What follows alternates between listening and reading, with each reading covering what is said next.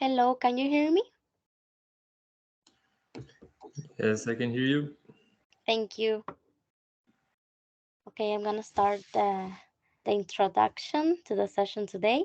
Hello and welcome, dear participants, to today's session entitled Sheet Flow Diagrams for the Design and Management of Future Sanitation Infrastructures. You are enjoying a course offered thanks to the support of the GEF Group Plus project, whose purpose is to provide knowledge and provide the space for the co-creation of water and sanitation solutions in the wider Caribbean region. The GEF Plus project is a collaborative project funded by the Global Environment Facility, co-implemented by the Inter-American Development Bank and the United Nations Environment Program in 18 countries of the wider Caribbean region. GEF Plus is being executed on behalf of the IDB by the German Association for International Cooperation and the Organization of American States, and on behalf of the INEP by the Secretariat of the Cartagena Convention. The GEF Plus project offers innovative, nature based solutions to mitigate the effects of untreated wastewater on the environment and public health. The Central American Institute of Public Administration, ICAP, is the institution that specializes in the education and training of human resource at the local, national, and regional levels. So it's a pleasure for us to be the institution in charge of facilitating this learning space.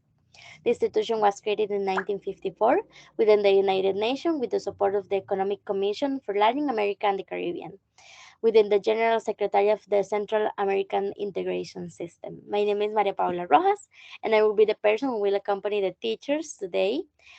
Before we begin, the session will be recorded and uploaded to the ICA Virtual Campus website. If you do not wish to be recorded, I kindly request that you can indicate this via the meeting chat. All set now, I will give the floor to Tomas and Pablo to introduce themselves and start the presentation. Thank you very much, Maria. It is a very important initiative that you're promoting with the sanitation sector. This kind of initiative supporting planning and increasing the repertoire of adequate solutions is something that really can make a change. And it's an honor being part of this. My name is Tomas Kipnis. I am a water and sanitation consultant in Brazil, and me along with Paulo Bernardo, which will introduce himself in just a bit. We work with sanitation planning, wastewater treatment plant, and fecal sludge treatment plants design, and a whole set of solutions focused on decentralized, semi-centralized, and centralized sanitation. And throughout our path, we have crossed several times with the SFD sheet flow diagram methodology and know how much it is important to, especially in developing countries, to make diagnosis tools and results more accessible to public management and all the stakeholders in the field. So we are very enthused to share a little bit about this methodology, and we hope that we can support your future implementation with it. Thanks a lot also, Maria. And I will make my introduction a little bit shorter because I think that Tomas covered almost everything. We are we work for quite a few years already in Brazil with water and sanitation consultancy. We also work on an organization that is intended to diffuse knowledge about sanitation, especially on unattended contexts such as urban poor and rural areas. So we are talking about mainly about different types of technologies for delivering sanitation services. And well, that's that. My name is Paulo Bernardo, and it's going to be a pleasure to be here today in this lecture with all of you. And now I think I will give the word back to Tomas because he's going to start the presentation. Okay. I will share my screen, and me and Bernardo, we will switch at some points and during the lecture. I will start, and then he'll bring some information, and then we exchange again. Just a little bit.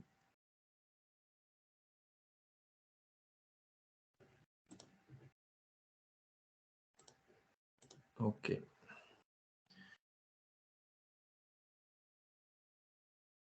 Just to make sure, can you all see my screen?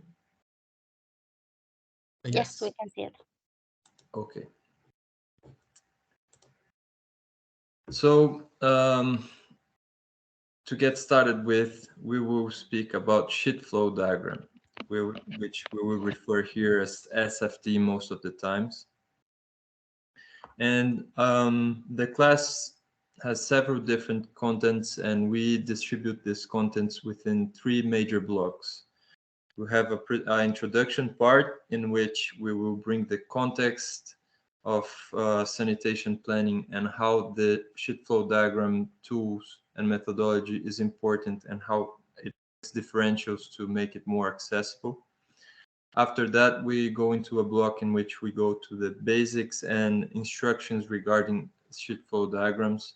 So which are the report levels, the assessment methodologies, how it instructs us to systemize and collect data, and also which are the reference materials that can support us in developing the sheet flow diagrams. And finally, we have a part in which we will talk about the SFD example. So what's the state of implementation throughout the world of this kind of studies, and specifically in Latin America? And we brought three case studies that are representative and interesting to walk through. Um, so hopefully we will manage to have some time in the end so that we can walk through with everyone through the actual tools online to implement the sheet flow graphs. So let's see with the time, and we will open in some points to questions and answers, but at the same time, since we're in two, if you guys want to send messages in the chat, the one that is not speaking can also go as answering the questions. So to get started with the introduction, the first thing is sanitation planning is essential to bring effective and sustainable advances to any urban or even densely occupied rural villages. And so it is a key factor for several aspects of development, and very hard to have a proper development within the sanitation sector. So planning and efficient management measures are very important to bring continuous and continuous improvements to the local conditions. And the planning itself has the function to properly understand the local conditions. If there are not too many information available at one moment, at least set mechanisms in which you can increasingly understand such conditions and determining factors to implement sanitation. Also, the planning has the function to understand which solutions, both structural and non-structural, are the most adequate to certain local conditions. The planning is also a huge opportunity to engage the relevant stakeholders to also define a common vision, which oftenly, and probably everyone that is here also has crossed with that, but it's very hard to find common visions with different stakeholders. So planning is this very important moment to find common grounds and define goals for to be achieved. And finally, the planning is where knowing the context, knowing the solutions to be implemented, and who is involved in it is the moment in which you define how, in the short, medium, and long term, you're going to implement that, who is responsible for what. So overall, an action plan for the changes to be made. And just a brief context, this shifts in each country for sure, but this is a very broad, I don't know if you can see the patch here, But this is a very broad cycle of implementation in the sanitation sector. So you have the legislation and standards, which define what should be done by who and how. Then you have also public policies that will bring specific goals and investment plans to support these requirements. And the planning comes right after it with, okay, we need to get there. This is our specific objectives. This is our pathways based on our knowledge of the context and the issues. This is how we will do it. And based on the planning, you have the management and regulation. Management, usually we're talking about public management, so municipalities or watershed committees, different government levels, which are responsible for the sanitation management, and which will define, okay, I will provide the services myself, or I will hire third parties to implement the service provision itself. So they will regulate and manage. Sometimes there's regulatory agency, also third parties.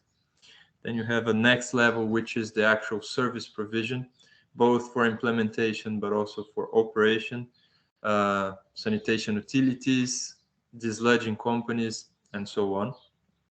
And then you have the monitoring and social control step, in which you check all the advances in terms of implementation and the service provision, and you understand what needs to be done.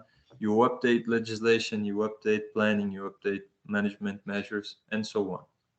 Planning is key for that to happen. And at the same time, that is very important. It is a major deficit in most of the developing countries. It is often not properly included as a mandatory step in the sanitation implementation chain. So basically, when we have sanitation measures, they are usually reactive. So it's a troubleshooting approach to it.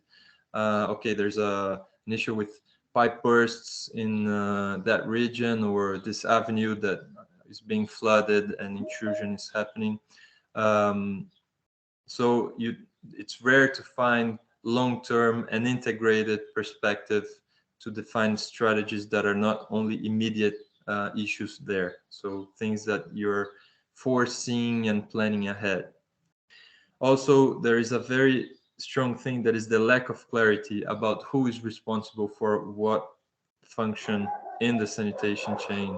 So basically, we usually have so many stakeholders, from public management, service provision, regulators, civil society, and who is responsible for which stake in this part is also very hard to do without planning. So usually we don't have this in a very properly established harmony. And as we don't have that, we also have very difficulty in dialoguing the different perspectives about sanitation. So sanitation can be seen as a public health issue. It can be seen as a infrastructure issue or a service provision, and all this will have clashes within what to do, what are the priorities, and so on. So it's very challenging to find common vision. Imagine that without planning. A third issue is that the demands and problems are regarding sanitation are usually directly forwarded to service providers. So the function of public management, which also includes planning and thinking ahead, is often neglected. So people, not knowing the proper distribution of responsibilities, already think that this is an issue of service provision, and it's not. Sanitation is about planning, public policies, and also afterwards service provision.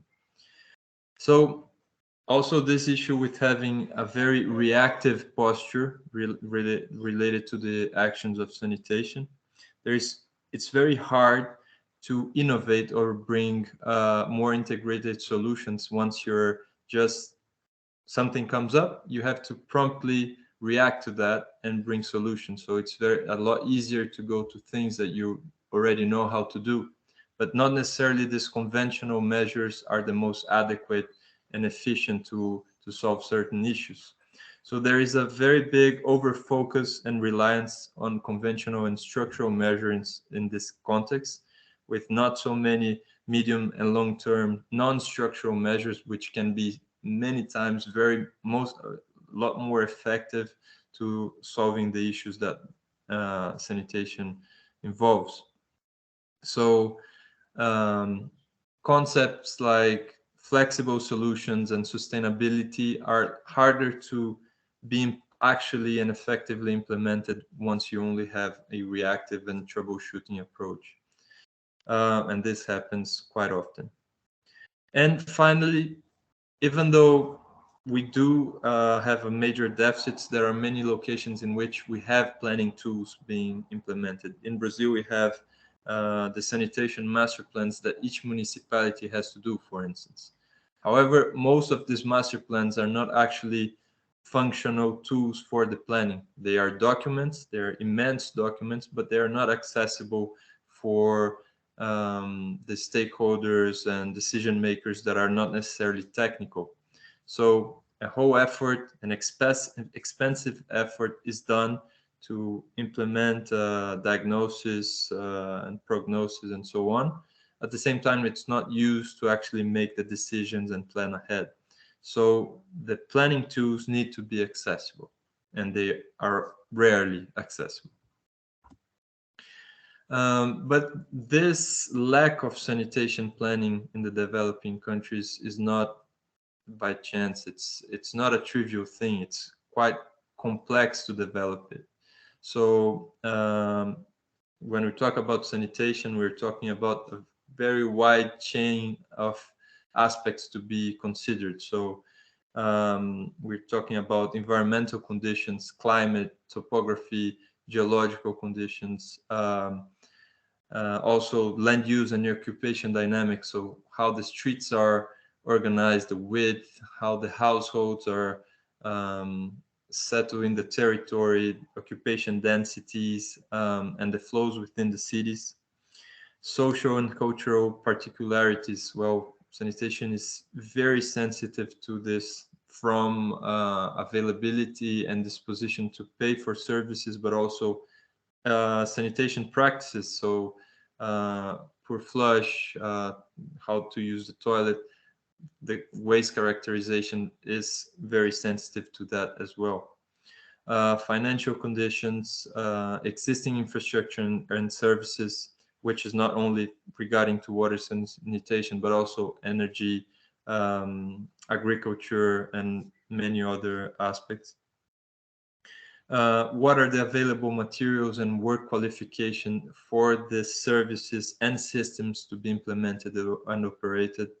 Also, which are the legislation and governments set up? So what are the aims and the government structure that this sanitation planning and implementation has to follow? And finally, which are the local opportunities related to reuse and resource recovery, which can be related to industrial and commercial activities? Uh, and well, when we talk about effective planning, we're talking basically about knowing the territory really well with all this chain and web of relation between all these factors, and implement solutions that are properly adapted to these conditions and peculiarities. And when we aim to do a planning with this aspect, there are 2 points that are more challenging and quite often neglected, which is to have a very comprehensive understanding of the local conditions, at the same time have a proper engagement from local and key stakeholders. First, because a comprehensive understanding of the local conditions will only be achieved if you have the participation of these varied perspectives from the issues. So you cannot really have a full understanding of the local context if you only look from one or two perspectives. If there are many, you actually need to. And this is also the moment to engage the stakeholders, because they will be the ones that will implement and operate the systems afterwards. So um, when we're developing sanitation planning tools, there are several stages, and the diagnostic part, which is the initial, is determinant. It is the most time consuming, and it is basically the foundation for the planning. The most expensive. Sometimes you don't have enough data and you have to implement primary assessments, but also even if you do have, with all the dialogues that you need to establish, all the triangulation of information that you need to do, that moment requires the most amount of time and caution to define a very um, an adequate vision and perspective and picture of the sanitation context. Um, so we are dealing with a various type of information that need to be properly correlated. At the same time, that is in most of the times, almost every time, an issue with lack of data. If not lack of data, lack of quality of data. So outdated information from 10 years ago, or information that are not um, uh, they're not from every household, or they are just city municipality or municipality guessing of what there is. So my coverage level is 50%, let's say, and that actually is has no uh, anchor to reality in many cases. Also, you have this very variety of stakeholders involved with sanitation that goes from government, different government levels and departments, but also regulatory agencies, service providers, and civil society. And all this brings those different perspectives to sanitation, different priorities. So this uniting this to a common understanding and context of the issues is uh, really requires a lot of time. So it's challenging, but this is the reality everywhere and should not restrict the development of proper planning. This needs to be done. So let's start from where we are. And this brings the link to the sheet flow diagram methodology. This too is it's something that was conceived to deal with the lack of information and allow a kickoff, a starting point from which diagnosis can be made, dialogue between the different stakeholders, and engagement can be promoted. So this is the point where sheet flow diagram was introduced.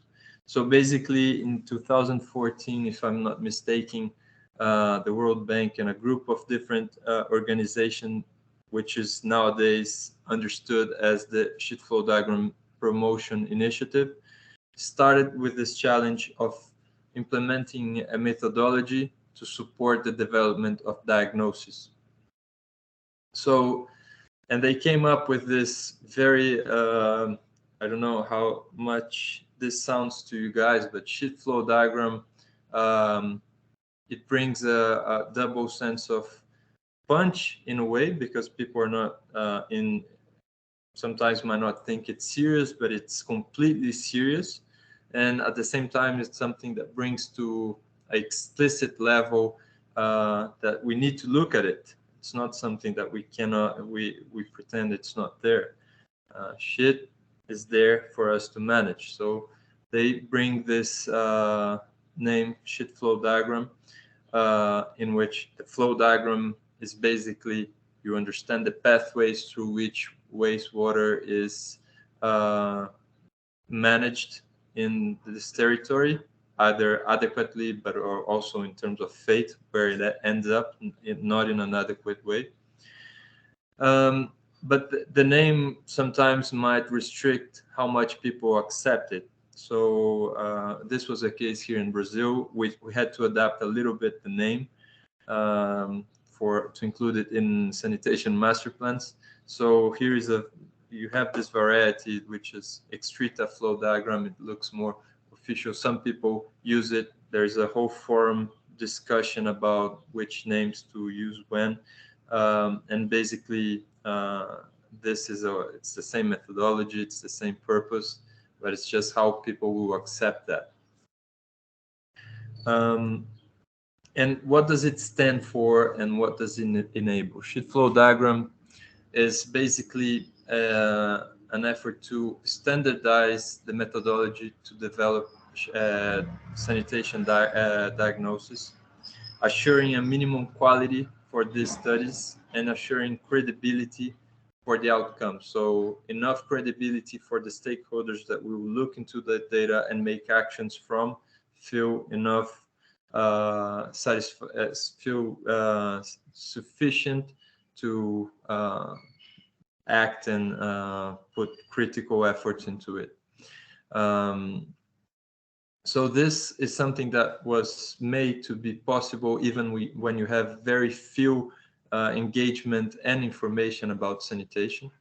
So there are different levels that we will describe just in a bit, different levels of study that you can do. And the idea is that even if you start with a very basic level, with SFD light, for instance, you recurrently update this every 1-2 year, and then you advance to more advanced report levels.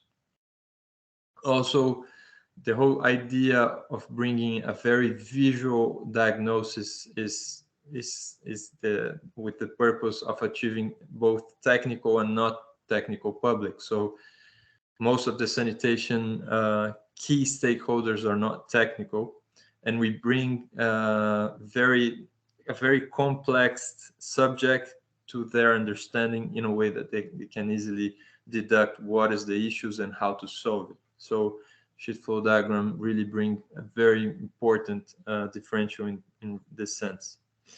And also it has the purpose to stimulate and orient for this continuous improvement of the sector. As I mentioned before, we not always can start from a very advanced level of detail in this diagnosis, but we can start from somewhere, and already seeing that there is not enough data is already a diagnosis.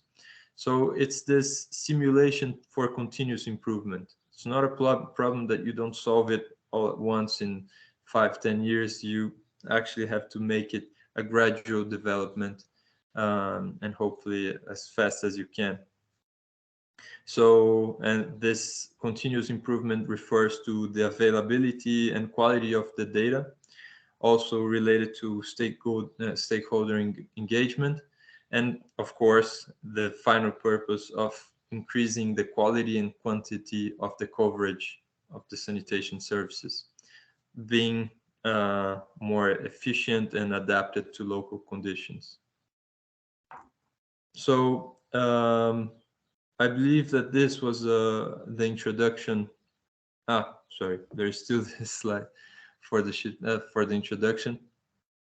So when to use it, and what are the usual scopes for sheet flow diagrams outputs.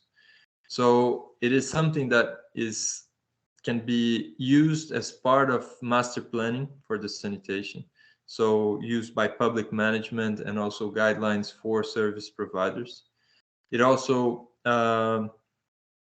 is a moment of engagement of the stakeholders. So even if you're not including that into the master plan or public policy, it is a moment to discuss and understand local conditions alongside with other parties in the territory.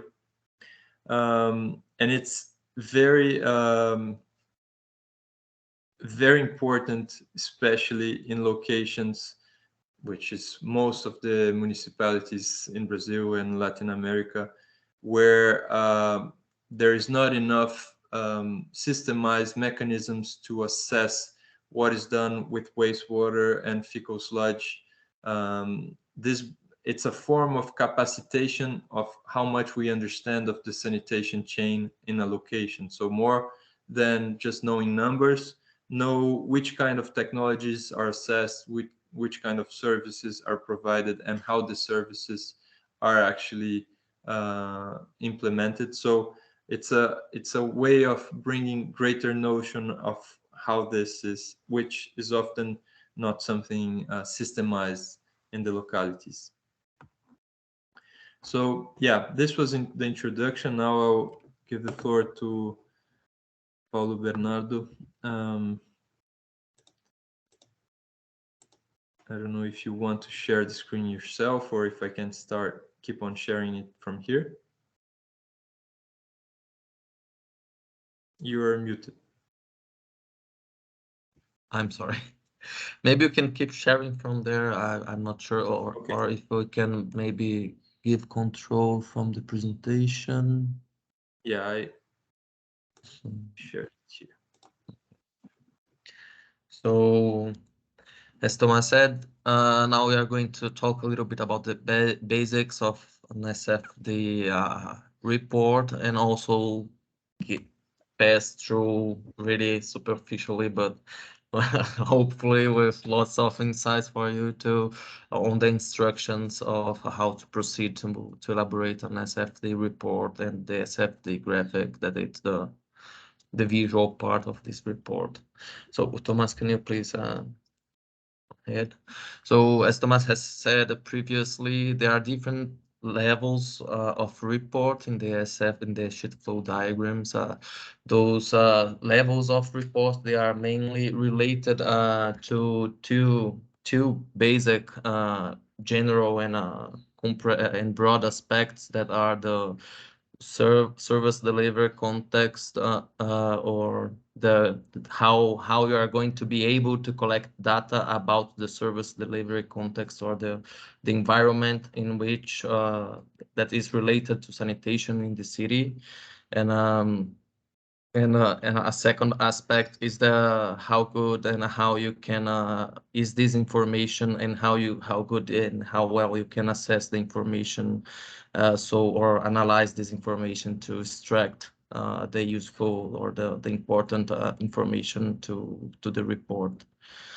And so these are the two broad aspects, but these broad aspects, they can be they have subdivisions. They have other they have subdivisions, and the, that that are those five that we have put here in the left side. And so the report level will depend basically on the purpose of the report, because if your intent is just to a showcase of the situation of sanitation, or the security management in the city, you don't really need a full report that will evaluate the context of the sanitation service chain in the city. But in the other hand, if your purpose with elaborating this report is to get to planning, and even to discuss, I don't know, like financing of the solutions that need to be implemented, or a prioritization of things, then you really need a higher level report to support this kind of decision. So the purpose is really related to the level of report that you need to get. Um, and obviously, something that it's really important to the level of report that you are going to be able to get is the resources required to elaborate this report, or that are available to elaborate the report. And when we talk about resources, it's we shouldn't think just about money, but also the logistics to engage with many and various different stakeholders, also the time that is going to be needed to develop this report. So the resources, they should be seen as in a broad context of resources. And in the sequence, we have the extent of data that is collected. Obviously, since we are not talking only about the directions which the shit thing gets in the city, but also as the context in which that happens. We can understand that the collection of data, it's really important, because we are looking not just for quantitative information about the flows of sewage in the city and fecal sludge, but also we are looking to policies and plans, and how the stakeholders, they talk one to another, and how they relate. And so we are really going to to get to a more broad vision of sanitation, that is this vision that looks into the broad picture, thinking about quantitative, but also thinking about qualitative. So the extent of data, it's really important to the level of report that we are talking about. Next, we have obviously the stakeholder. Oh, please, yes, thanks, Thomas. Next, we have the stakeholder engagement, which is really important because many times the stakeholder engagement, it's going to be related not only uh, uh, to get some new information about the context, but also to validate some informations that you have collected from secondary data. It's usually the report is going to be relied, will be relied a lot on secondary data, but to validate, to triangulate this data and confirm that it's accurate, it's really important. And this triangulation and validation is made through mainly engagement of stakeholders. A second point really important in the engagement of stakeholders is that as as many stakeholders that can be involved in the process will improve the chances that some that good for good outcomes from the report, because you are going to have a more publicity of this report, as well as you are going to have more hands to help to get to solutions for the problems that are going to be diagnosed with the report. So stakeholders, they take a really important uh, hierarchy in the level of the report we are talking about. And then finally, obviously, the depth of analysis that we are going to be able to elaborate, to get with all this data that we have collected. And yes, now we can go to the next slide, Thomas, please. So generally speaking, we have four levels for the SFD reports, which are: the first level is the initial SFD report, the second level is the intermediate SFD report, the third and highest level is the comprehensive SFD report. There is also the possibility to initiate everything with the SFD light report, which isn't exactly a report because it's focused on generating the graphic of the report, but will not really gather information on all the other parts of the report that are related to the context of the SFD. So, but it's even though it's a really basic, it's really interesting as a first analysis of the situation to understand to which kind or to which extent of report we can get with the information that we have easily available. And so it's a good tool to measure what are going to be the efforts need to get to any other level of reporting. And as we can see in this table highlighted in the right side, we have different kinds of data and information that we are going to need for the elaboration of the reports. As you can see here in the table, we have only the levels 1, 2, and 3 of the report, because it's more related to the report itself, the table, and not only to the graphics. So this is why we don't have the SFD light here.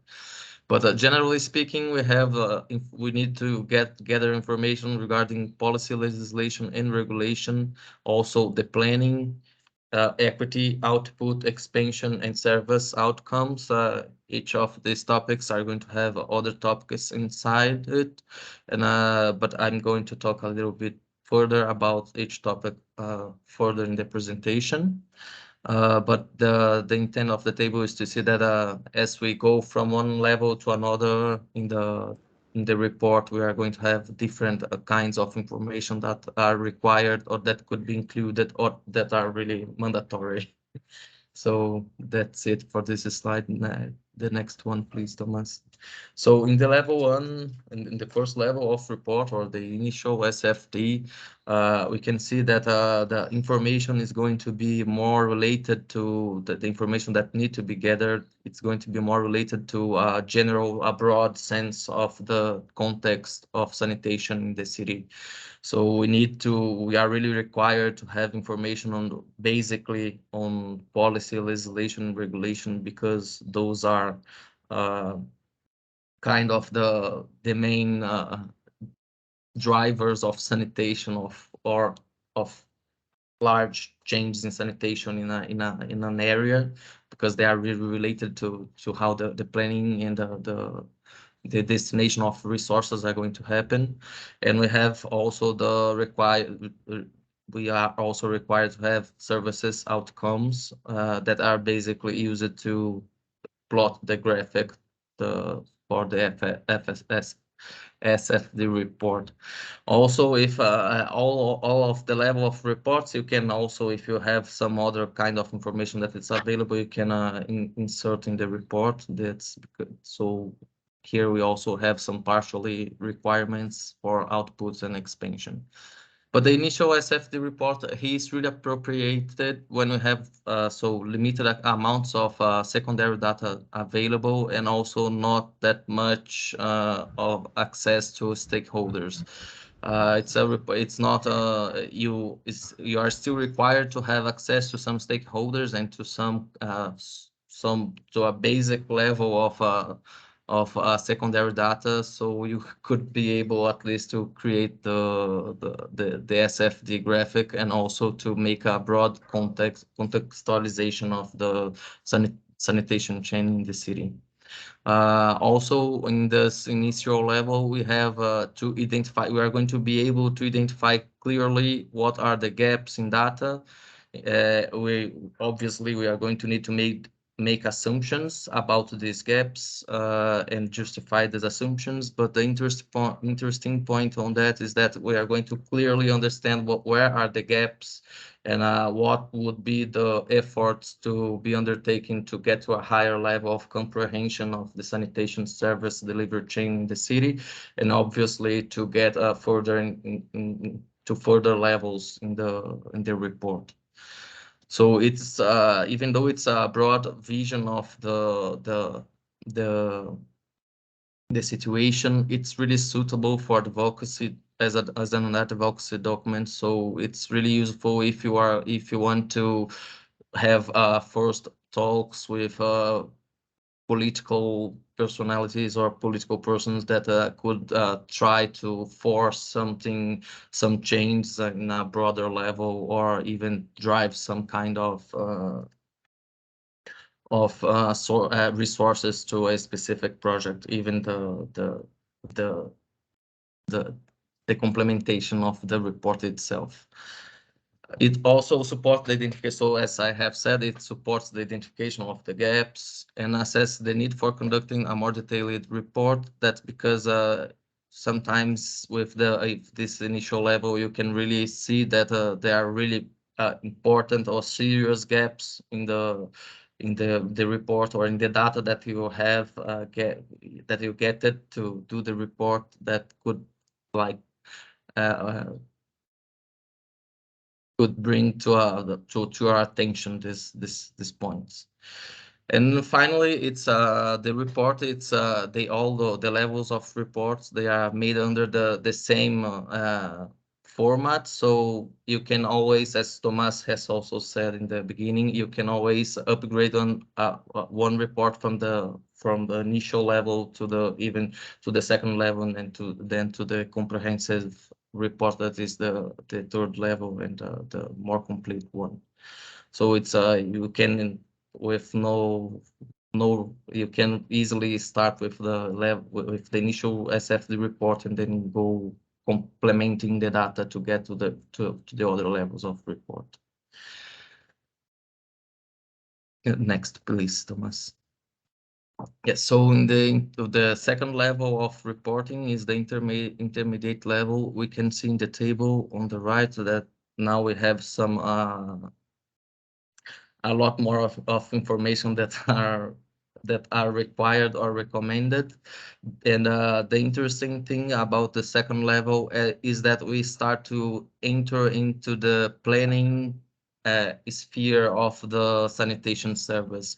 So in that way, we can think the level one is really as an aesthetic picture of the situation in the city. But when we get to level two, we are starting to see, okay, so this is the picture, and how can that, how is probably going to be in the future. So it's the planning part. Also, we start to understand the questions in equity that are really related to how the city promotes sanitation to the poor communities that usually are the more affected for with lack of sanitation in many contexts. And also we have the other parts. So the intermediate SFD report is really appropriate when you have extensive secondary data available, and also you need to have a much broader access to stakeholders for two reasons: to gather more information that will not be available in secondary database, in databases of secondary data, but also to validate the data that you are getting from those official or secondary data sets. Um, which take us to the second point, that is, in this level of report, primary data is already needed. So you need to plan for that, because together primary data can be, it's always really resource consuming. Also, this intermediate level implies that data has been triangulated, so we are looking for inconsistencies in the secondary data. So Thomas also talked about that. Is that it's like when we take some report from an authority, and you need to validate that because you need to get to the source of this data. It was just a declaration of the public authority about the, I don't know, the coverage or in the city, or it was really an study that based this data, that the data was based on. So now we start really to look for validation of data in this level of report. Finally, it will then provide a broad understanding of the service delivery situation. So in the first level, we were talking about this picture, but only the picture. Now we are going to understand the picture and understand how is the service, the service providers, how they are related to the overall picture of sanitation in the city. And then, as I said previously, it can be upgraded to a level 3 or a comprehensive SFD report, since it has the same structure. So it is basically, you need to have to gather more data to get to the next level of reporting.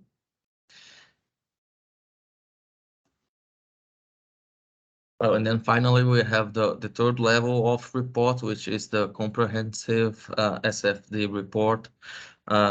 We can see in the table on the right that all the data is required. We are talking then about not only policy and legislations that are already in there, but also about plans and policies that need to be made, about real understanding what are the points for that, what are the things that are done to make sanitation equal to everyone in the city. Also, we are also understanding and planning for the expansion, because usually the city are going to expand, so you need to expand also the services, the sanitation services. So we are planning for that, and finally you have a really clear view of what are the outcomes from the sanitation service chain. You really can track where the shit is going. So this level of report, it's appropriate to a much more specific and profound, deep intent, which is the planning of services and provision of investments and decision making.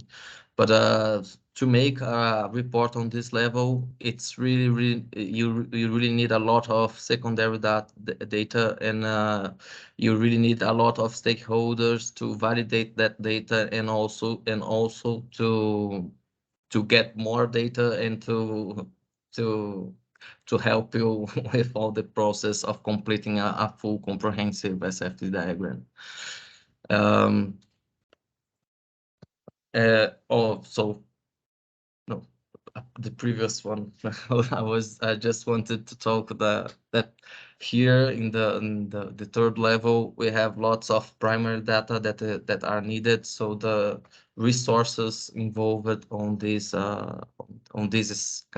level of reporting it, they are quite considerable. So even the to think about making a report on this level requires a planning. So you need to plan to plan.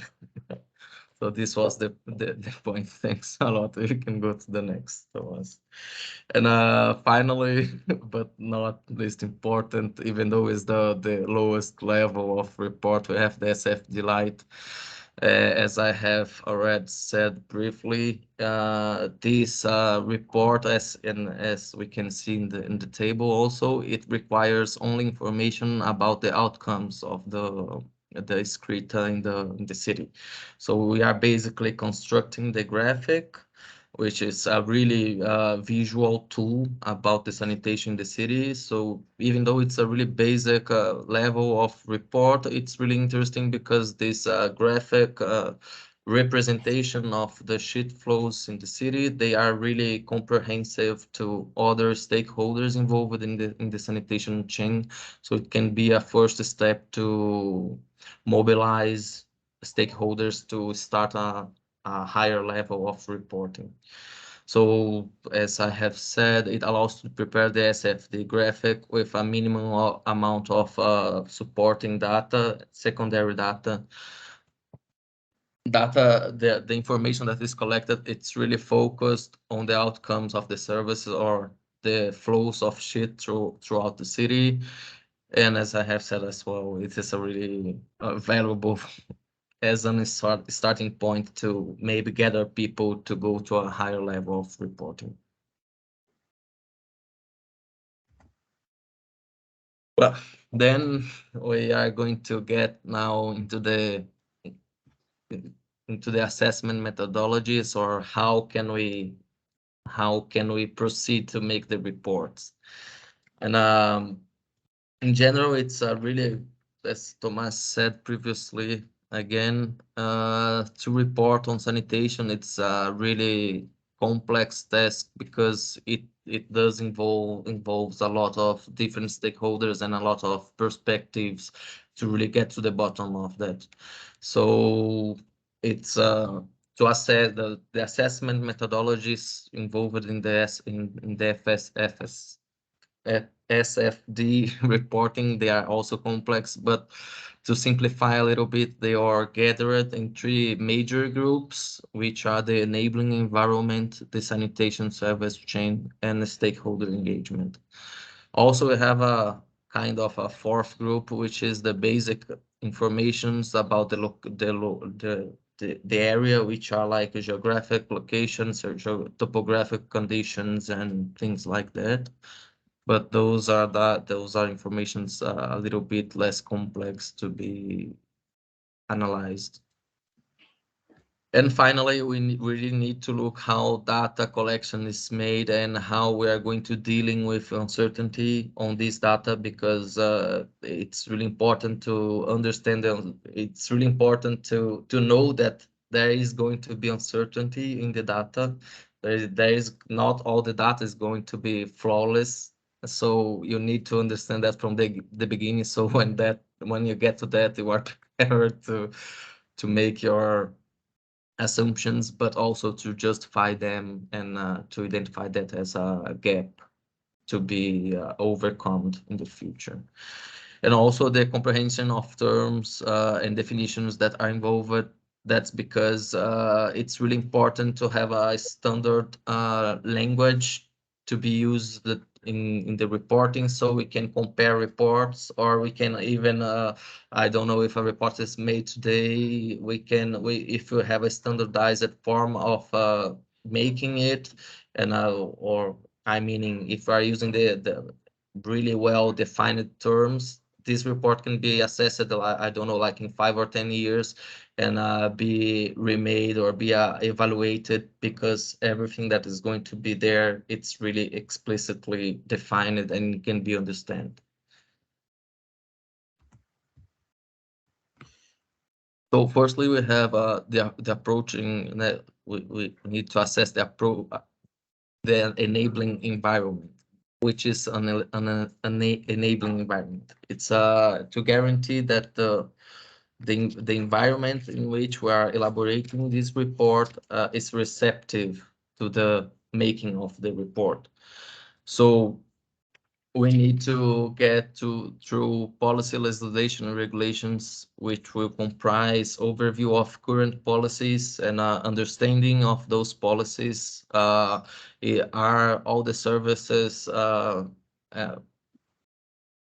covered by those policies? Those policies, they clearly specify who is the responsible for the provision of those services and things like that. Also, those policies, they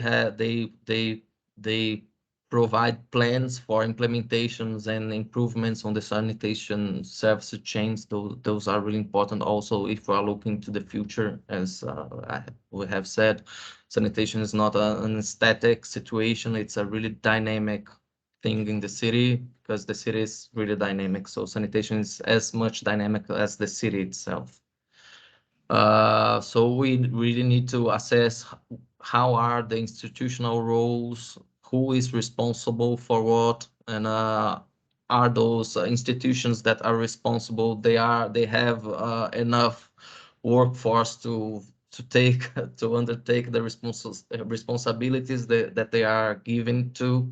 Or again, taking the case of Brazil, it's really common in Brazil that we have an institutional framework defined, but the organisms of this framework are really under prepared to take the responsibilities they are given.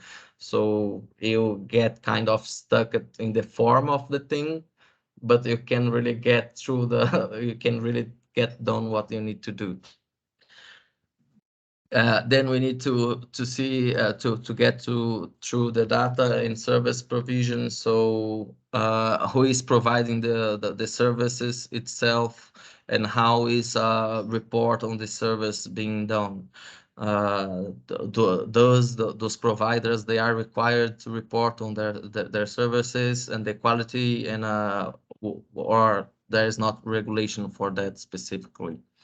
And finally, we have the standards and norms for the solutions itself. So the solutions, they must be regulated, so you can guarantee the quality of the solution that it's being implemented. So for that, it's really important to have standards and norms of the services, and not only talking about technologies, but also how problems are reported, and what are the consequences of reporting a problem. Are the responsibles really going to be responsible for that or not?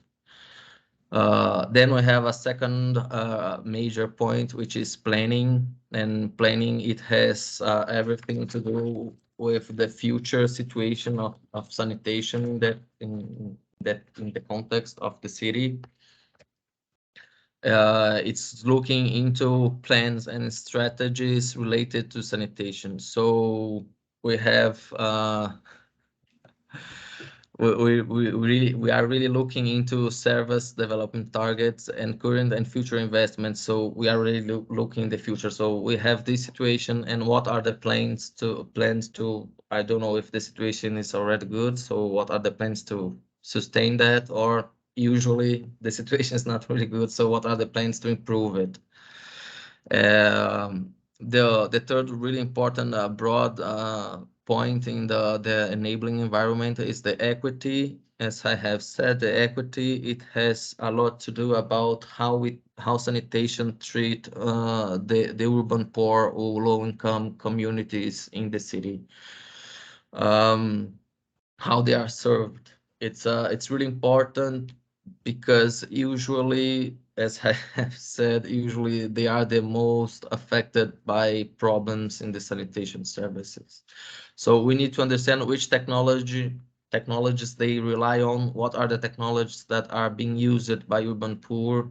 They are served by sewers or not. They have a means to access on-site safe sanitation or not. So this is the point about technology. What are the technologies that they are assessing? What are the plans and measures that are being made to guarantee that they have access to safe sanitation? So it's the planning part and the policy part in this point, it's really important also. And finally, which are the levels of access and affordability? Because a really important aspect of sanitation is that you don't just need to that it is available, but you need that people can access that, and to access that, it need to be affordable. So what are the plans? What are the measures to make sanitation affordable for the urban poor and in low-income communities? And then we have the services output. Though this will basically talk about the capacity of the existing service system to cover the sanitation needs of the city. So are the companies or the responsibles for the providing the service in the city, they have they they really have the capacity to cover all the demands, all the needs of the city, or they need to be complemented. Do we have like sewers throughout the city? Do we have I don't know, enough emptying services available? Things like that. So we are talking about capacity to meet needs and demands, and also procedures for monitoring and reporting the lacks or the gaps on these services. And finally, we have this last point on the enabling environment, which is to to think and to plan on the need of expansion of the services. The city, it's usually it's expanding. So how is the governance dealing with the expansion needs uh, of the sanitation in the service chain? So expansion needs, they are going to happen. So how are the city leading with that? Okay. Then we have the sanitation service chain itself analysis, or the analysis of the service chain by itself. So here it's really important that we have an an understanding on the terminology or the terms that are going to be used. That's because uh, the terminology is going to be need to be consistent to the standards, so we can evaluate everything that is being made and we can compare across different reports.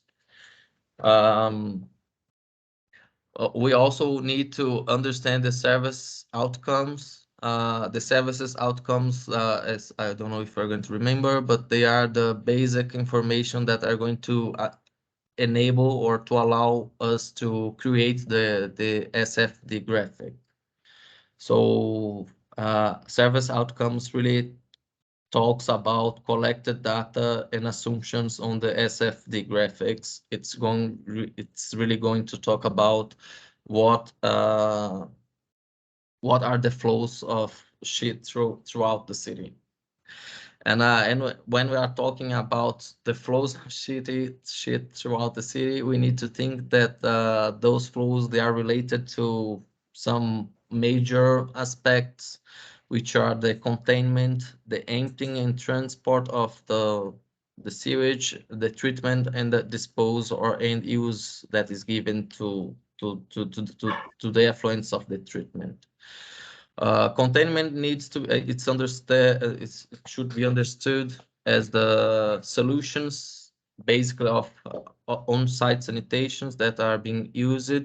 So we need to understand the categories of origin, which will relate or refer to the level of contribution of different types of sources. Like, I don't know how much of the sewage of the city are coming or from the fecal sludge are coming from households, from schools, or from restaurants, or from public buildings or public toilets, but also the usage level that those different categories have. So how much they are used. And now we have a small observation here that usually when you have some sort of origin that has a use that less than 1%, usually you don't you consider that in the overall picture, but you can also like group several sources that have less than 1% contribution to a grouped point, and then specify what are this group of things.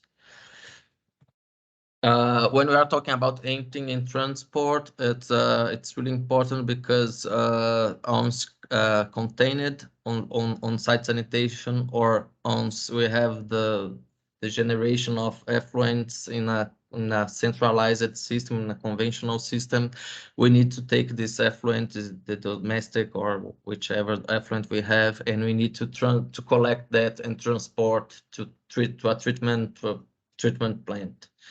And on conventional centralized systems, this collection and transport is made by the sewer networks, but on off-site sanitation situations, we need a specific service to be provided for that. And it's really important to understand how it is performed, because in the collection step, we can have really, it's the most critical one in terms of exposure of the the the service providers workers, because they are going to be they can be in touch with the excreta. It's a really serious, but also we need to guarantee that once collected, it is transported to a proper facility for treatment and not just disposed along the way in an illegal form, but usually more easy form to deal with that. Finally, we have the treatment, which needs to be focused on the kind of effluent that we have. So here we are going to assess all the structure for treatment that we have in the city. Do we have enough? How many wastewater treatment plants we have? They are enough to meet the needs. Does these these treatment plants, they are proper for receiving fecal sludge, or if they are not, are there fecal sludge treatment plants in the city? So we are going to specify all the treatment facilities that we have in the city, and we are going to understand how they are operating. And finally, when we talk about disposal and use, it's really an information on what are the final disposition of the excreta, where is it getting, and then we get to another major group of information, which is the assessment of performance data. And that should consider the effectiveness, the reliability of the system, as well as it needs to consider also present and future performance of the system. So when we are talking about performance, we need to think the performance as something that is really effective, but also that is really reliable. So people can count on that.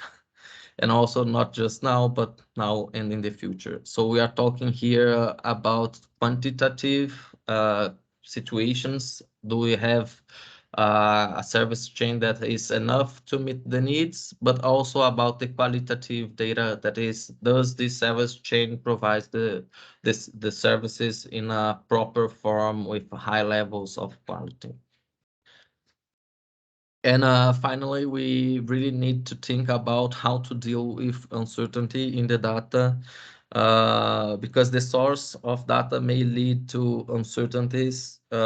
It's really important to identify what are those uncertainties based on the source of this data, and know how to assess that. So we need to understand which are the informations we have on.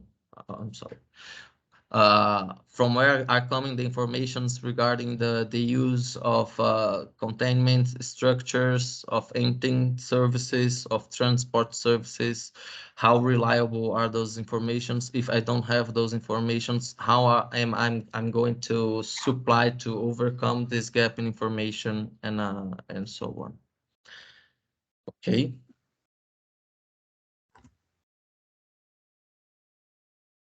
And here we get a little bit further on this point, that is the the uncertainty of data. It can really it's really everywhere. Like Thomas used a really good example when we have I don't know, like population data that it's really overdue. So how is the new population is estimative made, and how accurate it can be, because it's going to really have a lot of impact on the report. So also how adequate the sludge management procedures are, and how they are evaluated, and how they are reported, and how are the tools to get reported issues ahead. So it's really important to identify the groups of obtaining information, and where the uncertainty in this information is coming from, so we can provide analysis, appropriate analysis on the variations, and to understand the overall picture, and to understand the weaknesses of the report also, that will be need to be addressed further ahead. It also requires that the, the alternative scenarios that are going to be that will be a fruit of this report, and which need to be considered on the planning measures, because planning, it's all about thinking on different scenarios and not only one. So how can this gap or this uncertainty on the information, how can that affect the planning scenarios that must be considered? So the planning, it's really uh, it really has an anchor in reality, and it will really occur in that way. And also, and finally, the solutions that will be implemented by plans, they need to correspond to the realities in the city, so to pathways and so on, in the consideration of scenarios.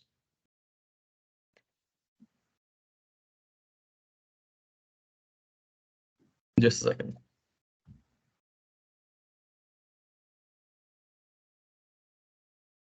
Well, then we get to a next step, which is the stakeholder engagement. As I have extensively said, it's really important that the stakeholder engagement, it's well worked, because stakeholders, they are going to be essential, not only in the gathering of information and data, but also in the validation of this information and data, and not only the data that we are getting from them, but also of the validation of data from secondary databases, like government reports and so on. But also the stakeholders, they are going to play a major role in the effectiveness of the report, or what are going to be the fruits of this report. The stakeholders, they can really have the means to to make the points that are diagnosed in the report uh, to get out of the paper to become reality. So this is how important the stakeholders they are, and this is how important stakeholder engagement is. So for stakeholder engagement, we have basically five principles that should be think of. The first one is the identification of stakeholders, and when we are identifying stakeholders, when we have different groups of stakeholders. We have stakeholders, they usually are going to be classified as stakeholders with influence in the service chain or in the policy framework and so on, or they are going to be stakeholders that are really interested in the cause. And also you need to classify yours, because sometimes someone that, even though someone doesn't have a lot of influence, but he's really interested in the process, he can be a great help. But at the same time, you need people with influence if we're going to need to get data from different sources in the government. So that leads us to the kinds of types that the stakeholders can become, which are challengers or champions. Challengers are the stakeholders that may be defying or undermining the report itself, and champion stakeholders are going to be those that are going to really support the report. So it's really interesting when you are identifying your stakeholders, that you classify them and that you make a map of the stakeholders to understand the big picture, and to know how to engage each one, and how to prioritize also each one. A second principle is the early engagement, because as it is written, the early engagement, it gives a real sense of involvement and ownership on the report, and of involvement also and understanding in the situation of sanitation in the city. So it's really important to start the engagement of stakeholders in the early stages of the report confection. Also, it can provide you with additional data, because depending on the stakeholders that you can get involved in the process of the report, you can have people or stakeholders that are going to have access to information that usually are not available or that are really hard to find. So it can give you additional data as well. The third principle is respecting opinions. This it's kind of obvious, but kind of really difficult also to to do. But it's really important, because by respecting different opinions, because there are going to be uh, different opinions when you are dealing with such a complex thing as sanitation, you really avoid false responses, because if you don't respect the opinions of the stakeholder you are interviewing, he can just talk to you what he thinks you want to hear. So you really need to approach with really carefully the stakeholders, so they are really going to tell you what they think and not what they think that you want them to think, or that they think that you want them to say. And also it will avoid the mistrust in the data that was collected. So if if different opinions are respected, people are going to really rely and believe in the data that has been collected through the process of the stakeholder engagement. And I like to highlight it's the basics, the basis, the real basics of engagement. So that's a really important principle. The fourth principle, it is communication, which states that information on the benefits of the SFD report, as well as the study status and the transferring of knowledge that is generated by report, must be addressed. Communication, it will also prevent stakeholders to get too anxious about the report or to think that the report didn't get ahead for some reason. So it's really important to be always reporting on the status of the report to all the stakeholders that that are involved in the process, so they are continuously continuously involved in the process itself. And finally, the fifth principle is our ethical considerations, which are obviously to state the purpose of this study and the reporting or the interview that you are doing with a specific stakeholder, offer this person, this stakeholder anonymity if he wants to. Also, he needs to, prior to his involvement in the process, he needs to to consent to that and to know what is going to be happening there.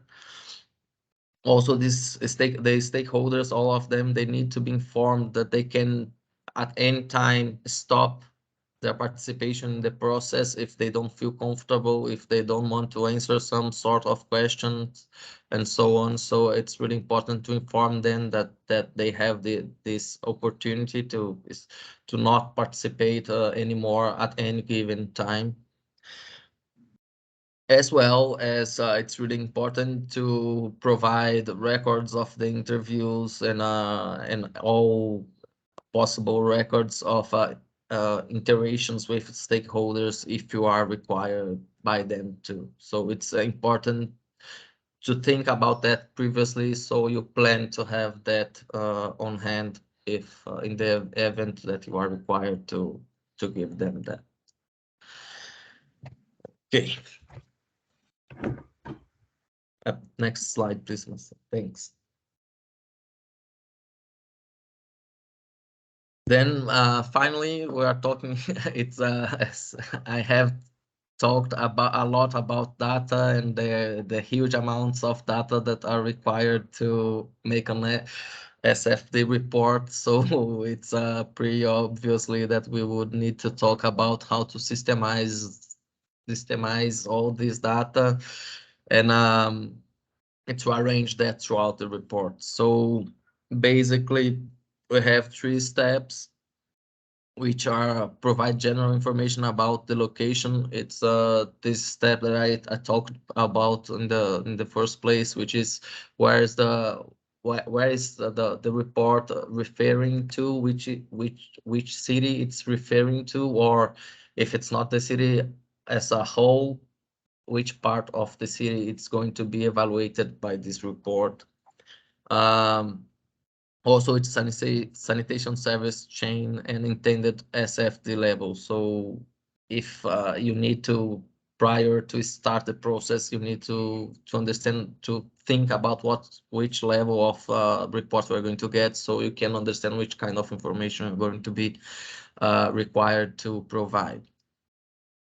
The second step then is to identify the proportion of the population that relies on each type of system. As I said, we have basically centralized, it's decentralized systems, but also we need to understand on decentralized situations, for instance, which type of solution is going to it's being used, because that it's really going to show us if they are if they are being provided with a safe sanitation or not. For instance, if we use we can say that people that are served by septic tanks have a safe sanitation, but people with pit latrines, they don't have. So we really need to specify and to identify all the kinds of forms of service that are being provided to the population throughout all the service chain. Also, are the collection tools proper for collecting fecal sludge? Are the transport used proper for transporting? They are transporting through a proper site or not? Things like that. And finally, we are going to draw the final step. It's to draw the SFD graphic and also to systemize not just its outcomes, but also to organize all the information that has been collected about the context that will really generate the report itself, or the writing part of the literary part of the report.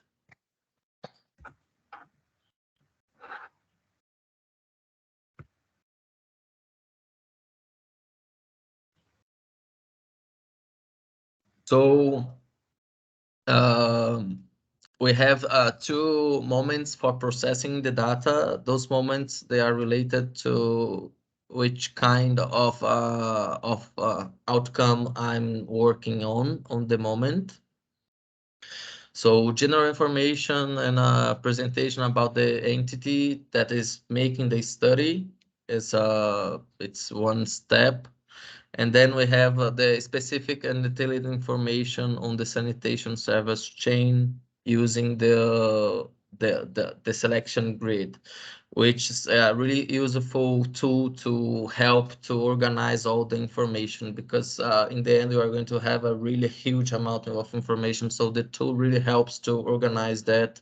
So you can then ahead on the process have the different parts of the report well structured and organized, as well as you are going to be able to elaborate the graphic, which is it's quite a complex process.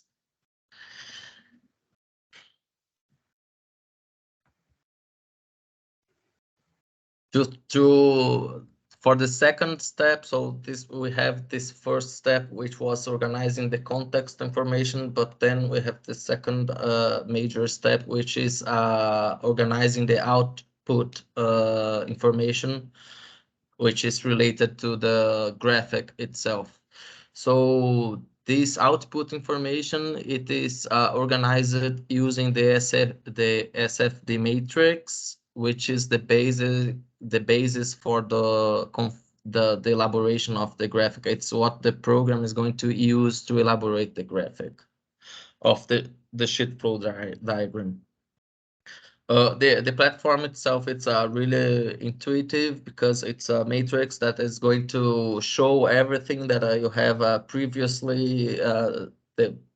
uh, previously brought to the report. So what are the quantities that of effluent that or fecal sludge that is generated in the city, what are the technologies used, identify it, and everything. So it's everything going to be shown in the matrix, and you are going to fill that matrix, so you get an organized form of data that will enable the production of the graphic in the sequence.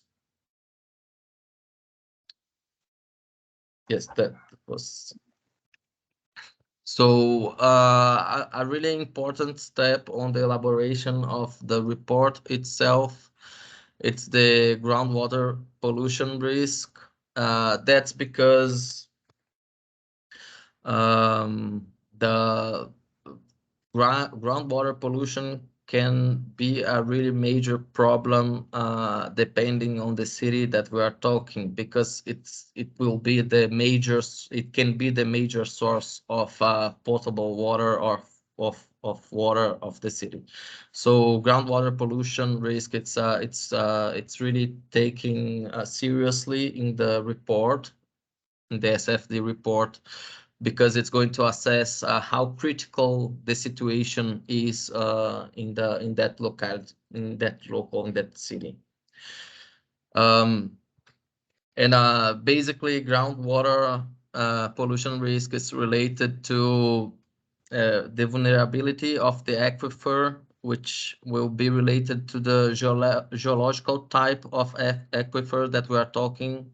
Is this a confined aquifer or not? What are the kind of rocks that we have, of protection layers that we have between this aquifer and the possible points or sources of pollution? And also is going to be related to the depth. How depth is this aquifer? The depth, the more it is lower in the ground, the more safe it's going. This aquifer is going to be. Also, it is obviously really related to the coverage of sanitation facilities. So, how many or how much of the city it's covered with proper and adequate sanitation that are going to avoid pollution points or possible pollution points to this aquifer. Also, which are the distances from sanitation structures from groundwater structures. So it's another point really important.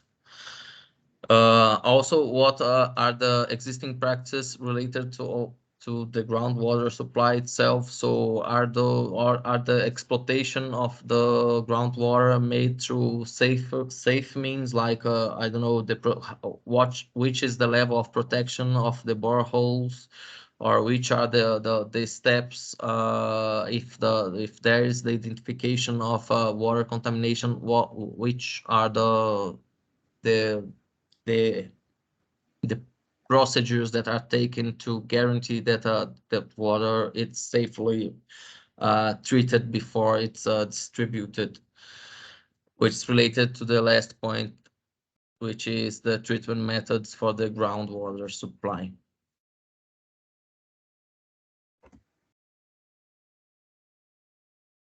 And then, as I have said also when we are passing through the matrix, we have the drawing of the SFD graphics, which is the main visual output of the SFD report.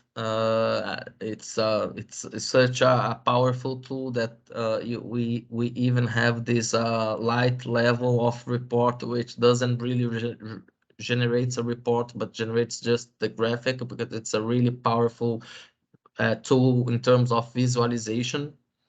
And it will be generated in the platform, and it uses this matrix that we have created and that we have seen a few slides before. But it's basically once you have fill out the matrix that is generated based on the information that you have provided, the platform is going to generate the SFD graphic, which is basically a Sankey diagram which shows the flows from resources throughout a diverse chain of possibilities. And also, once we visualize the graph, we can point out aspects that really need to be corrected. It also, again, we have so many informations at certain points that sometimes you are just going to miss something that is not correct. But when you have the visualization of the data in the graphic, it really helps to see, oops, this was something that I haven't think, or that it's slightly wrong, and then you have the opportunity to go back and make the necessary adjustments. And after finalize it, you can download both the graphic and the information that was used to build the graphic in different in many different formats, so you can use the information as you pleased. But you have the graphic, which is a visual information, but you have also the data that you can process and analyze through all other methods. And now I believe that Thomas will retake the word. Okay, thank you, Bernardo. Just to finalize this part of instruction, it's important to share that all this information that Bernardo just described thoroughly is really clearly and functionally presented in the sheet flow diagram platform. Just to show you briefly how this platform is organized, you have several features there. You have tools and the report template. So all the structures, which contents and how to organize these contents in the reports are already supplied for you to follow for each type of report level, from the comprehensive to the light report. Also, you have the sheet flow diagram manual in several languages: French, Arabic, Spanish, Portuguese, besides English. And this manual is also very largely descriptive, from the step by step that needs to be followed all to the glossary. So what does each technical term means in terms of which technology it is, how the system is comprised overall. Not only you have the manual, but you have several online trainings, videos, and presentations, both for the step by step, but also to specific steps. Because as you know, as you've seen, it's not a very complex step by step, but we have specific aspects that need a lot of care. So the stakeholder engagement, there are several instructions on how to do it. Groundwater analysis, even though it's simple, it does require some attention to it. So there are all the resources that you could need in this platform. And not only orientations, but you also have the tool to develop the graph, the sheet flow diagram graph, which I can show later on already online. Before we get to that, there's this part in the platform that clearly states on the steps that you need to do to develop your sheet flow diagram. So from detailing the location, as Bernardo explained, how to assess and collect the data, how to promote the stakeholder engagement, and after you compile all this data, how to generate the graphic using the platform. And also, after having all these outputs, how do you report that? That's actually a big part of the whole process, because once you write the results within the templates that the platform offers, you still have to go through a whole validation process with Susana, Sustainable Sanitation Alliance. So you submit the SFD report for one first check. After some revision, Susanna will share this for peer review with external reviewers. After that, there is also some final arrangements between Susanna and the author, and then finally the report can be published within the Susanna platform. All this is clearly stated in the platform in a very functional way. Just a brief overview on the manual, which is the book behind the whole methodology. It is important to state that there are several contents distributed between volume 1 and 2 of the manual.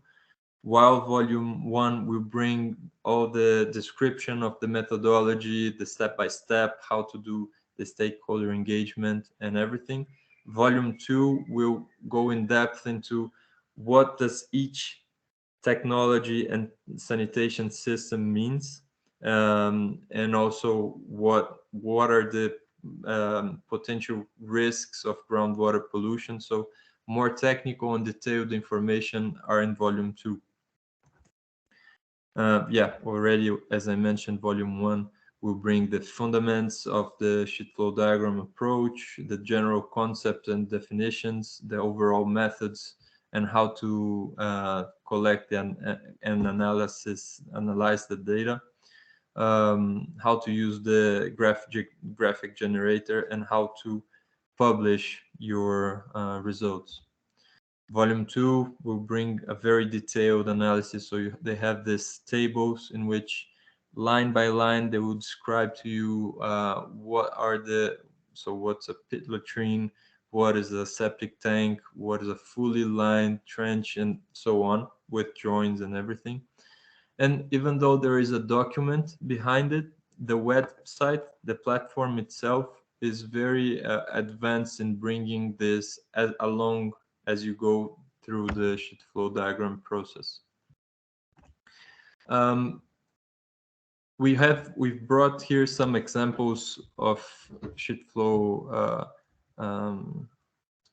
case studies, but before we get to that, I just want to show in practice in the website how this all this information is gathered and how you can go through this process in an easy way. So this is the platform itself. Once you have gathered the information and you want to generate your outputs, you have this part here of graphic generator. Here you can choose to start a new graphic, and you can say, okay, I am in Atibaia, São Paulo. I'm preparing this today, Tomas. Okay, so you already have, and you can choose your, okay, I'll have an initial SFD. You, throughout your assessments, you identified that most of the population uses centralized sewer systems, and the sewers is a universally separated, so it's not combined wastewater and stormwater.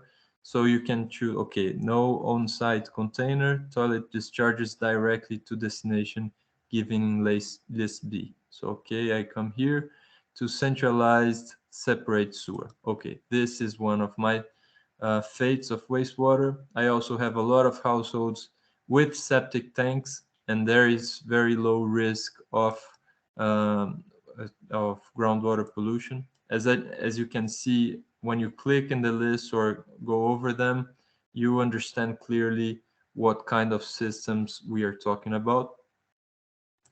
So you come here, you choose all the possible systems that you have. You also identify that there are many types of pit with very high risk of groundwater pollution.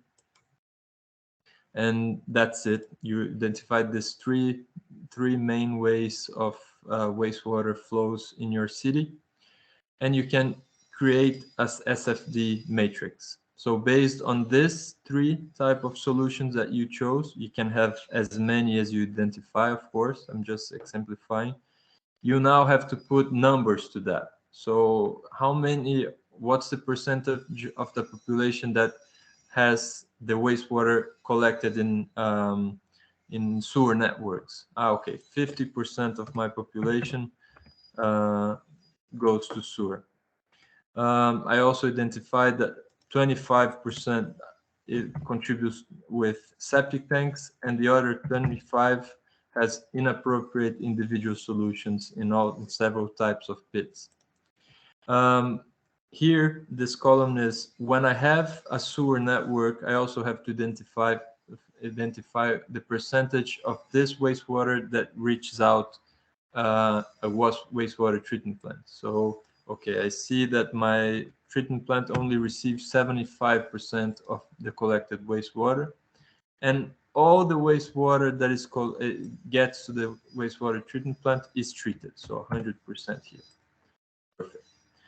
From my septic tank, I also have to identify how much of the fecal sludge that is retained in this individual solutions is emptied. Okay, so from the households that have septic tanks, 80% have the systems emptied. However, when it's emptied, only 20% of the fecal sludge is delivered to fecal sludge treatment plants, from which 100% is actually treated. Well, when you put all this data, you already have your graphic, all the data necessary to output your graphic. So when you cross this information, you can see the actual graphic that I wanted to show. It's organized in a way that the green parts are all the groups of adequate solutions for the sanitation, and the reds point out for what is deficit, so what is not good.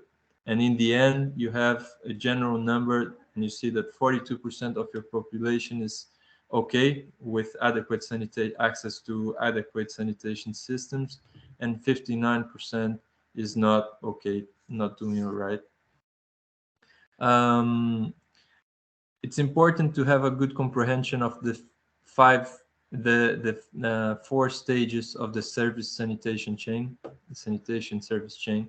Containment, so if it's connected to the sewer lines or if it's on site, so if you have septic tanks or not. Emptying, which and transportation, basically emptying the on-site systems. Transportation can also be the sewer in off-site systems, and treatment either in wastewater treatment plants or in fecal sludge treatment plants. So once you've generated this, you can also download it in the different ways, formats that you have. If you want to take it directly to a presentation, you can take it straight to a PPT. And if you're developing a SFD report in parallel, you can also you have to you have to create the report ahead, but you can also attach it directly. So okay, going back to the presentation. This was just a general and very expressive walkthrough, just the basics, and also how to do this more visual part, which is the graphic. And to the final part of the lecture today, we want to go through very briefly. So what's the status of SFDs throughout the world? We can see that there is a massive production uh, in proportion in Asia and Pacific. So with 65% of all the SFDs, while in Latin America and Caribbean, we have only 5% of the overall SFDs developed, which is the whole amount is 253 studies worldwide. In Latin America, we have 14 studies, 9 of which are already reviewed and finalized. There are also 2 in draft version, still being approved, and other 3 which is either under preparation or are in more incipient levels. We have these studies in Brazil, Bolivia, Costa Rica, Colombia, Ecuador, Haiti, Honduras, Nicaragua, and Peru. And there is also this very interesting feature in the SFD platform in which you can analyze data of worldwide SFD results. So when you click to see the data from all the Latin America SFDs, you get this picture in which you see from Biwi, Nicaragua, that has completely inadequate wastewater management, to Alajuela in Costa Rica, which has a better performance, most of which is due to on-site systems that are not necessarily adequate, but they're considered as the adequate in this SFD. They will only be adequate, fully adequate, if they have proper fecal sludge management and if they are not promoting groundwater pollution. And this is quite an interesting thing to compare locations. Overall, we can see what's the performance in Latin America based on these locations. It doesn't mean much because sanitation is very local, but different types of assessments can be done. So just to go through a little bit of 4 case studies, 3 case studies that we have in Latin America. We have one in Manaus, one in Alajuela, and one in Nicaragua that we can just go very briefly because we're quite over time already. But please, Bernardo, talk about Manaus. Thanks. So the first the case study, it's about Manaus, which is the biggest city in the Amazonas region in Brazil and also in the Amazonas forest. But the study, it was first started in 2018, but last updated the last year into 2020 in 2021. It was prepared by GFA Consulting and commissioned by the GIZ from Germany.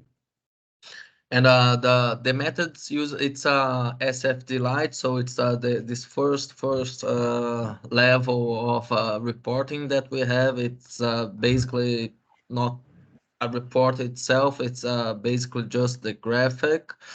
It used mostly information obtained then from secondary data, which were basically governmental databases that we have in Brazil.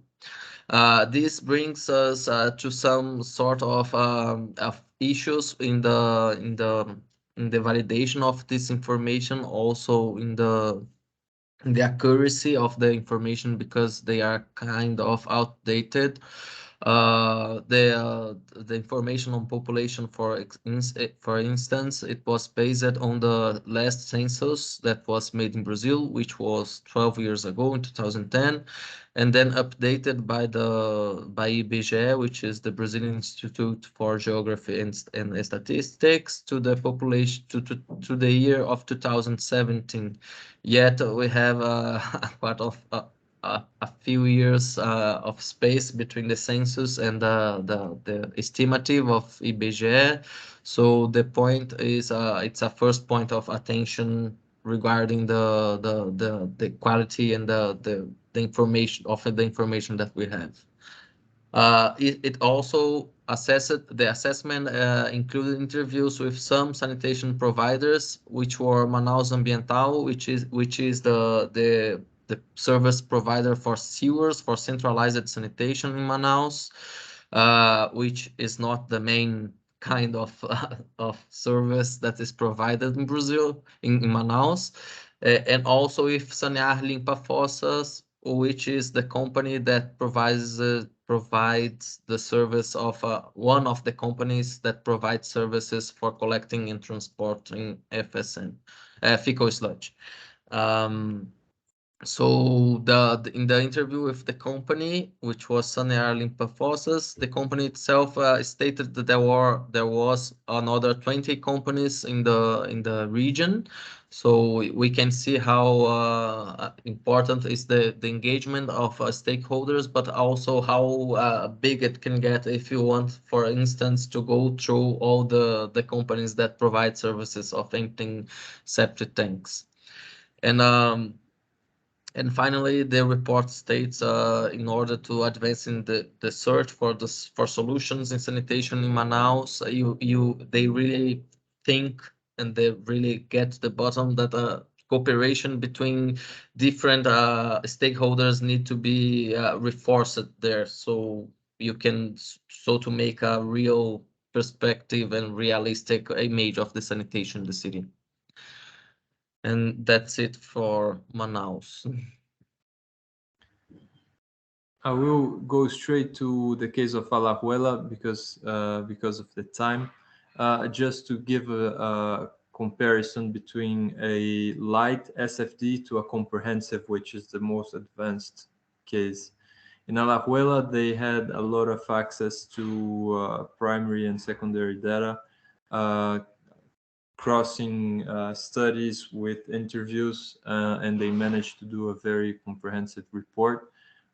They started this and produced it in 2019 and was last updated in 2020, developed by the Inter-American Development Bank. And they used several sources of data, which is a very positive thing, so that you can cross and validate information between secondary data sources, and then with several entities from the region. Um, they conducted several field visits and interviews to validate this data, and they reached out to very consistent information, at least to this initial diagnosis planning phase. Basically, La Juela is a 300,000 population city, 90% urban, 10% rural, and only 15% is covered by sewer lines. So 15% of this 300,000 population only is contributing, is paying for the sanitation services, and there is not enough resources to increase this coverage. So they established based on this understanding, they established afterwards in the planning phase a strategy to increase fecal sludge management in the region and attend all the rest of the other 85% of the population through decentralized matter with fecal sludge collection and treatment, and thus managing to charge this share of the population, and with the collected resources, they can, with time, expand their sewer lines. Um, just very briefly, I wanted to show that when we have the templates to develop the SFD light reports and the comprehensive reports, the templates and the amount of information are very different. So this is just the basic structure for a full report, which will have, yeah, probably 50 pages or plus. While when you are looking to a light report, this is basically just an executive summary, which brings only enough information, as Bernardo mentioned, to fundament the SFD graphic. So all this material, and just as all these case studies that we mentioned, Manaus, Nicaragua, and so on, can be found in the SFD platform. Many resources there, and of course, where is the presentation? Any questions or difficulties on developing these studies on your locations, you can reach out for us. And it is a very simple tool, a very simple method to achieve that level of quality and consistency. Still doesn't make it easy to do it in the first time. So it's important to go through the step by step and take time to understand it. But it's a very interesting tool for sure. I'm sorry, it's 3 minutes past the time, but I hope if you have questions, we still can go through them. We are available here. Thank you very much, Tomas and Paulo. Uh, you can raise your hands if you have any questions.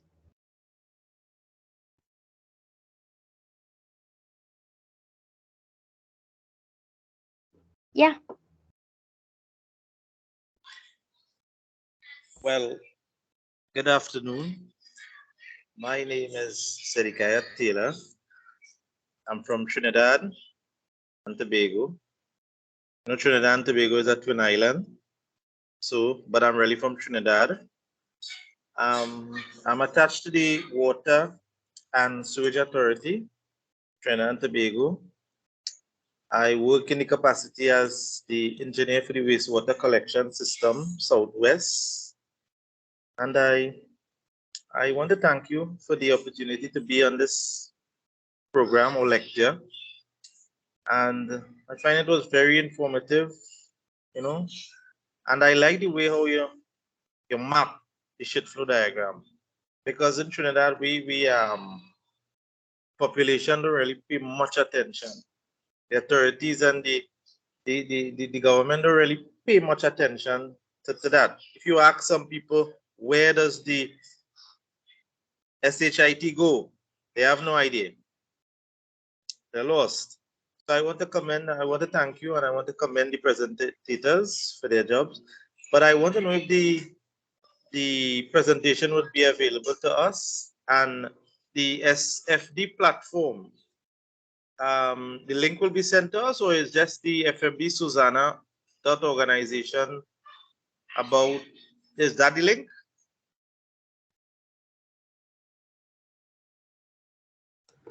So yeah, for sure we can send the presentation. We will share. I'm not sure if I understood. The platform is completely open. There is the open part, and you can also register and have probably access to the forums. And if you have questions, you can insert there for sure. It has been part of a discussion already because it's a very active forum. So, but I'm not sure if that's the question you made for the SFD platform itself. Is I it? think that lastly there was the question about the link, and the link is this one, sfd.susana.org. It's as Yeah, simple as that, but we can provide that in the presentation as well. yeah, it's there. It's there with the resources, and I tried to send it in the chat, but it doesn't allow it here. So yeah, but it's that sfd.susana.org.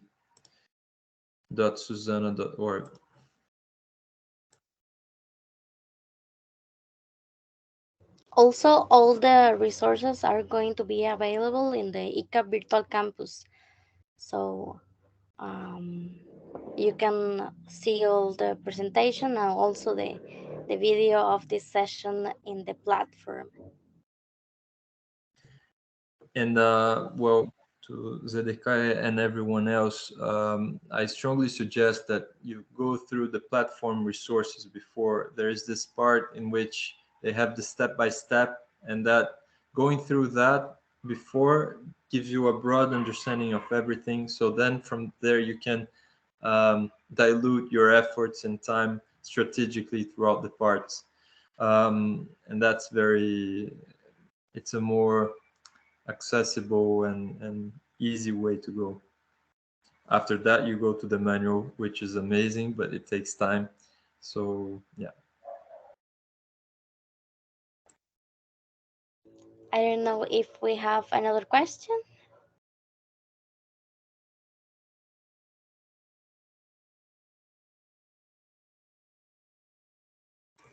Well, just our contact will probably be supplied, and if you guys have any question or need some support, we'll be happy to help. Okay, perfect. Well, thank you very much, Paulo and Tomas, for your excellent presentation. We have reached the end of the synchronous session, and we remind you to review the virtual campus where you will find today's presentation, as well as the recording of the session and bibliographic materials to deepen in the subject. It has been an honor for us to facilitate this space, and I would like to thank you on behalf of HIS and ICAP for your valuable participation. You can disconnect now. I would Thank you, like to everyone. thank you also, Maria, and to everyone else. Bye bye.